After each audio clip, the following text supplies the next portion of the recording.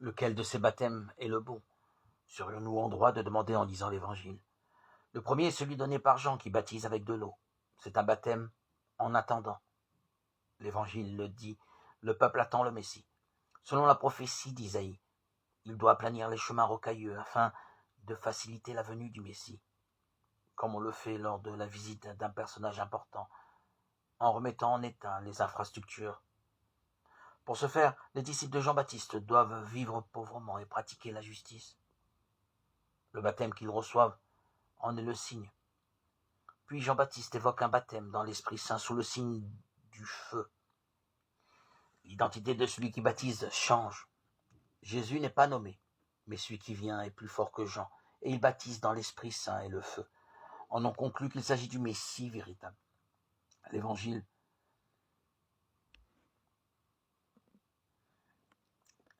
qui annonce le baptême du Seigneur omet un épisode intermédiaire. Jean est mis en prison. La période du précurseur s'achève et celle de la venue effective du Messie commence. Mais si Jésus est le Messie, pourquoi est-il baptisé par Jean et que signifie l'effusion d'esprit et la parole qui l'authentifie comme fils? Cet épisode montre que la révélation n'est pas abstraite. La colombe et la voix qui descendent du ciel attestent d'une relation personnelle et filiale. En recevant le baptême de Jean, Jésus s'inscrit dans l'attente du peuple. En accueillant l'attestation de son identité, Jésus ne devient plus fils, il est de toute éternité. Mais il nous est révélé comme oint de Dieu, celui qui porte le signe messianique de l'onction spirituelle. Pour nous, le baptême est à la fois attente du bonheur que nous espérons et renaissance, pour vivre dans le temps présent de manière raisonnable, avec justice et piété.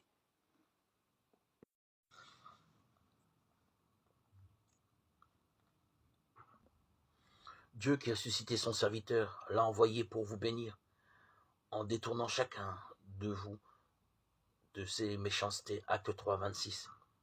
Dieu n'a pas envoyé son Fils dans le monde afin qu'il juge le monde, mais afin que le monde soit sauvé par lui. Jean 3, 17. Chacun d'entre nous est unique pour Dieu. Jésus est venu pour nous bénir, pour nous sauver, et non pas pour nous juger, et pour détourner chacun de nous de sa méchanceté. Accrochons-nous à l'idée que nous pouvons trouver auprès de lui chaque jour la force de vivre d'une manière nouvelle, de ne pas retomber dans nos anciennes erreurs. Dieu dit dans la Bible qu'il ne veut pas la mort du coupable, mais qu'il se détourne de son mauvais chemin et qu'il vive. Ézéchiel 33, 11.